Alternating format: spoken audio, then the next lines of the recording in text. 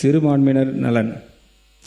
மதசார்பற்ற சமூக நீதி அரசாகவும் சிறுபான்மையினரின் உரிமைகளை பாதுகாப்பதில் ஒரு முன்னோடி மாநிலமாகவும் தமிழ்நாடு திகழும். சிறுபான்மையினர் மாணவர்களுக்கு கல்வி உதவித்தொகையின் இந்த அரசு தொடர்ந்து வழங்கும். தமிழ்நாடு மாநில ஹஜ் கமிட்டி மூலம் முதல் முறையாக புனித ஹஜ் பயணம் மேற்கொள்ளும் பயணிகளுக்கு வழங்கப்படும் 25,000 ரூபாய் மானியம் நமது அரசால் 35,000 ரூபாயாக உயர்த்தப்படும். கிறிஸ்துவ மற்றும் முஸ்லிம் மகளிர் உதவி சங்கங்கள் 1.05 கோடி ரூபாய் ஒதுக்கீட்டில் கூடுதலாக துவக்கப்படும். மேலும் கபர்ஸ்தான்ஸ், கல்லறை தோட்டங்கள் உட்கட்டமைப்பினை மேம்படுத்துவதற்காக திருத்த வரவு செலவு திட்ட மதிப்பீடுகளில் 34 கோடி ரூபாய் நிதி ஒதுக்கீடு செய்யப்படும். சிறுபான்மையினரை பாதுகாப்பதிலும் அவர்களின் நலன்களிலும் நமது மாண்புமிகு முதலமைச்சர் அவர்கள் தலைமையிலான அரசு ஒருபோதும் சமரசம் செய்து கொள்ளவே செய்யாது. இந்த திருத்த வரவு செலவு திட்ட மதிப்பீடுகளில் பிற்படுத்தப்பட்டோர், மிகவும் பிற்படுத்தப்பட்டோர் மற்றும் சிறுபான்மையினர் நலனுத்துறைக்கு 1,700 கோடி ரூபாய் ஒதுக்கீடு செய்யப்பட்டுள்ளது. மாற்றுத்திறனாளிகள் நலன். Welfare of differently abled person. மாற்றுத்திறனாளிகள் மகத்தான திறனாளிகளாக நம்முடைய மாண்புமிகு முதலமைச்சர் அவர்கள் மனதார எண்ணுகிறார். பிறப்புக்கும் எல்லாம் உயிருக்கும் என்ற நமது அரசின் சமத்துவ கொள்கையின் அடிப்படையில் மாற்றுத்திறனாளிகளின் உரிமைகள், சமத்துவம் மற்றும் சமூக பாதுகாப்பு உறுதி செய்வதில் பிற மாநிலங்களுக்கு முன்னோடியாக தமிழ்நாடு திகழ்ந்து வருகிறது.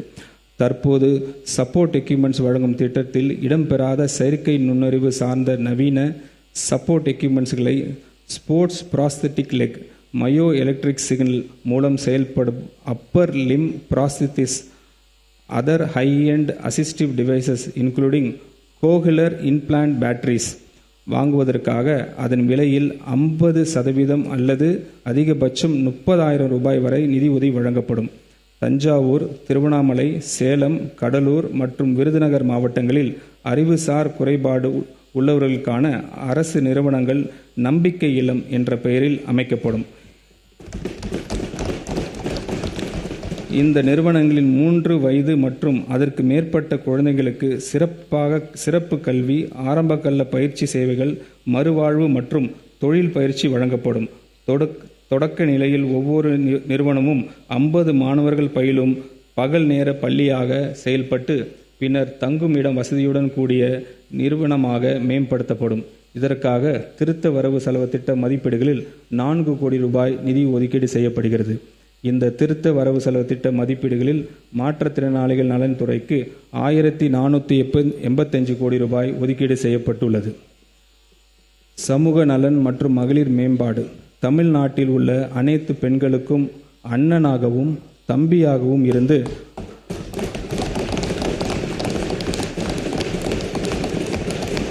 அவர்களுக்கு எப்போதும் துணை நிற்பவர்தான் நமது மாண்புமிகு முதலமைச்சர் அவர்கள். திருமணம் என்பது ஒவ்வொரு பெண்ணின் வாழ்விலும் ஒரு மகிழ்ச்சியான தருணமாகும். இந்த தருணத்தை கொண்டாடும் விதமாக தமிழ்நாட்டில் பெண்கள் அனைவரையும் தன் குடும்பத்தில் ஒருவராக கருதும் நமது மாண்புமிகு முதலமைச்சர் அவர்கள்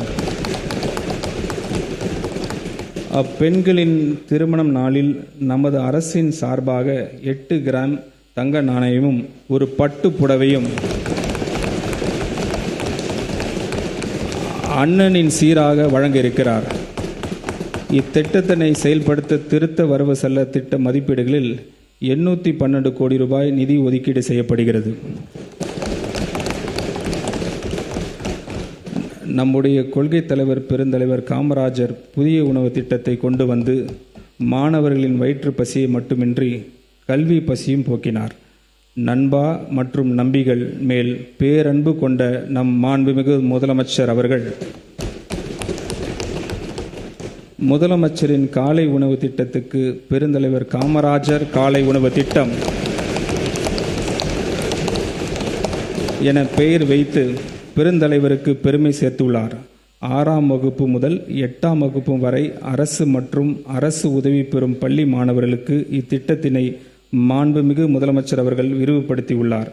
தந்தை பெரியாரின் பிறந்த நாளான செப்டம்பர் திங்கள் 17ஆம் நாள் முதல் செயல்படுத்தப்பட உள்ள இத்திட்டத்தின் மூலம் கூடுதலாக 15,414 பள்ளிகளில் பயிலும் 15.14 லட்சம் மாணவர்கள் பயன்பெறுவர். இத்திட்டத்திற்காக திருத்த வரவு செலவு மதிப்பீடுகளில் 710 கோடி ரூபாய் நிதி ஒதுக்கீடு செய்யப்படுகிறது.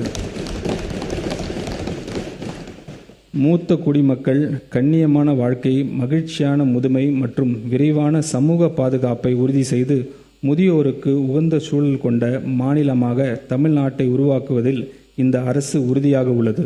மூத்த குடிமக்களுக்கான அனைத்து அவசியமான வசதிகளுடன் கூடிய மூத்த குடிமக்கள் இல்லங்கள், தகுதி வாய்ந்த பராமரிப்பாளர்கள், மருத்துவ பணியாளர்கள் மற்றும் பொழுதுபோக்கு வசதிகளுடன் மாவட்டந்தோறும் எக்ஸ்டெண்ட் செய்யப்படும். முதலாம் ஆண்டில் 12 மாவட்டங்களில் 12 முதியோர் இல்லங்கள் அமைக்கப்படும்.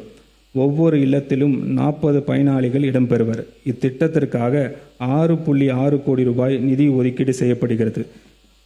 மேலும் லைப்ரரிஸ், யோகா, தியான வகுப்புகள் மற்றும் இன்டோர் விளையாட்டு வசதிகளுடன் கூடிய மூத்த குடிமக்கள் பொழுதுபோக்கு மையங்கள் முதற்கட்டமாக 5 மாவட்டங்களில் உருவாக்கப்படும்.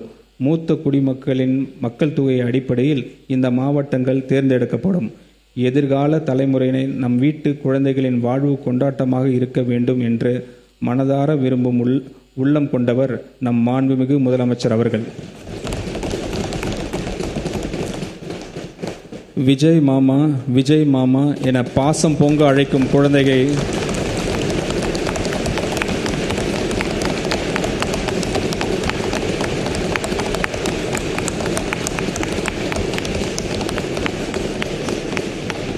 விஜய் மாமா, விஜய் மாமா என பாசம் அழைக்கும் குழந்தைகள் செல்வங்களை பற்றி நாள்தோறும் சிந்திப்பவர் நமது மாண்புமிகு முதலமைச்சர் அவர்கள். அக்குழந்தைகளை தினமும் வரும் அங்கன்வாடி மையங்களில் அவர்களுக்கான ஆரம்பகால பராமரிப்பு மற்றும் சேவையை நல்ல முறையில் வழங்கிடவும் வகையிலும், மையத்திற்கு வரும் குழந்தைகள் மகிழ்ச்சியுடன் ஆரோக்கியத்துடன் இருப்பதை உறுதி செய்திடவும் வகையிலும் பாதுகாப்பான குடிநீர், கழிவறைகள், மின்சார இணைப்பு உள்ளிட்ட அடிப்படை வசதிகளை உள்ளடக்கிய 500 அங்கன்வாடி மைய கட்டடங்கள் நடப்பாண்டில் கட்டப்படும். டிரான்ஸ்ஜெண்டர்களுக்கு திருநர்கள் சமூக மற்றும் பொருளாதார அதிகாரமளிப்பு உறுதி செய்யும் வகையில் தமிழ்நாட்டு திறன் மேம்பாட்டுக் கழகத்தின் TNSDC மூலம் பல்வேறு தொழில்களின் திறன் பயிற்சி வழங்கப்படும். மேலும் அவர்கள் தொழில் தொடங்குவதற்கும் நிலையான வாழ்வாதாரத்தை உறுதிப்படுத்துவதற்கும் மானியத்துடன் இணைந்து வங்கி கடன் வசதியும் வழங்கப்படும். நபர் ஒருவருக்கு அதிகபட்சமாக 50,000 ரூபாய் வரை சுயதொழில் மானியத்துடன் வங்கி கடன் பெற ஊக்குவிக்கப்படுவார்கள். சமூக மற்றும் குடும்ப சவால்களை எதிர்கொள்ளும் டிரான்ஸ்ஜெண்டர்களுக்கு பாதுகாப்பான தங்குமிடம், உணவு, ஆலோசனை மற்றும் மறுவாழ்வு ஆதரவு வழங்குவதற்காக 5 மாவட்டங்களில் அரண் தங்குமிடம் வசதிகள் நிறுவப்படும்.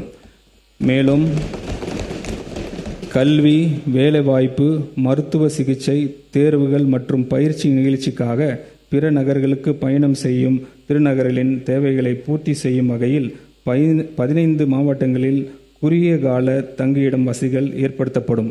இந்த திருத்த வரவு செலவு திட்ட மதிப்பீடுகளில் சமூக நலன் மற்றும் மகளிர் உரிமை துறைக்கு 9,818 கோடி ரூபாய் ஒதுக்கீடு செய்யப்படுகிறது.